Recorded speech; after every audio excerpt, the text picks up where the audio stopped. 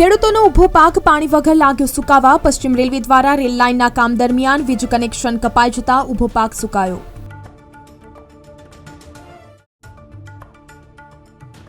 કોંગ્રેસના ઉમેદવારનું ક્ષત્રિય સમાજ દ્વારા ભવ્ય સ્વાગત કરાયું। શામળાજીના દહેગામડા ગામે ક્ષત્રિય સમાજ દ્વારા ઢોલ નગારા વગાડી કરાયું સ્વાગત।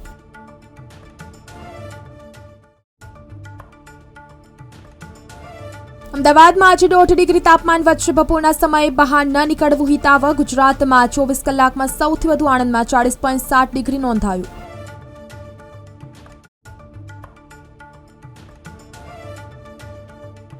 સોના ચાંદીની ચમક ઘટી, સોનાના ભાવમાં 1200 રૂપિયાનો ઘટાડો નોંધાયો।